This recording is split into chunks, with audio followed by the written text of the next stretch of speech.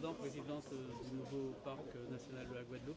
17 mois, c'est une présidence partielle, c'est une présidence provisoire, mais ça reste une présidence et le travail en fait ne fait que continuer puisque vous étiez déjà première vice-présidente. Bonjour, effectivement, deuxième vice-présidente. Ma candidature, en tout cas, s'inscrit dans le cadre de cette continuité. Et en tant que vice-présidente, j'ai eu le plaisir de travailler et de lancer, en tout cas, le projet territoire. Et on s'inscrit véritablement dans cette continuité, puisque le parc, on le sait, doit renouveler sa charte. Un avis favorable a été donné et on doit poursuivre ces chantiers.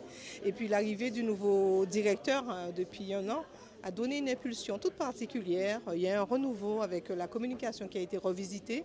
Et donc quand on dit à donner une nouvelle impulsion, c'est également au niveau de la façon d'appréhender les sujets. Donc on a tout le volet changement climatique, le volet également souveraineté alimentaire, mais également un sujet très important pour accompagner le territoire, accompagner les collectivités dans cette nouvelle stratégie et dans ce projet de territoire qui va concerner la Guadeloupe sur 10 ans. Voilà, donc on a un gros chantier à poursuivre, donc c'est dans le cadre du renouvellement. Un chantier qui se fera en corrélation avec l'ensemble des forces vives du territoire, mais aussi du personnel. Alors évidemment, j'attache un prix. Le parc est humain, c'est une famille. Et donc j'attache un prix particulier, une importance particulière à la dimension humaine dans tous nos chantiers. Quand on dit que le parc il doit rayonner au national, mais également à l'international, on ne peut pas aller bien loin si on ne va pas avec le personnel. On ne peut pas aller bien loin si les communes ne sont pas associées. Et on évoque les problématiques de changement climatique, d'adaptation au changement climatique. Évidemment, les collectivités sont au premier rang. Ce sont les personnes, les parties prenantes qui seront constitutives justement, constitutives de cette stratégie. Une femme présidente, c'est une première du parc national. Est-ce que c'est une nouvelle ère qui se dégage? Alors une femme, effectivement. Alors je suis, oui, on va dire ça, mais au niveau national, je n'ouvre pas, c'est pas une innovation en soi. Au niveau national, vous avez des femmes qui sont présidentes de parc national. Après, on a cette sensibilité, cette particularité, et j'ai vraiment envie d'insister sur le fait que nous sommes dans la décennie de l'action, et une décennie qui va nous inviter, en lien avec les collectivités, à restaurer les écosystèmes.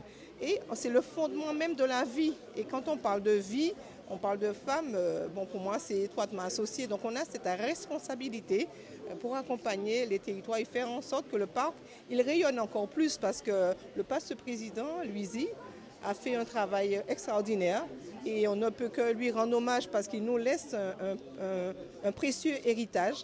Et j'entends bien relever ce challenge. 18 mois, c'est court, mais on le fera avec les collaborateurs, on le fera avec les acteurs locaux et on le fera également avec les collectivités et les collectivités majeures, régions et départements. Voilà. Excusez-moi, messieurs, est-ce que vous pouvez lui poser la question de, selon elle, qu'est-ce qui a fait la différence de sa candidature? Si vous trouvez que c'est pertinent. Parce qu'on le sait. Ah oui, d'accord. Qu'est-ce qui, selon vous, a fait la différence sur votre candidature et sur votre présidence, sur ce résultat final? Alors, je pense qu'on ne sort pas indemne de 40 ans au service de la préservation du territoire. Vous le savez, professionnellement, j'ai été très engagée. C'est une passion qui m'anime depuis tantôt. Et puis également le fait que je sois une candidature mixte. J'ai à la fois cette vision politique, mais cette vision administrative. Et donc, voilà, donc je pense que ça a dû jouer. Voilà.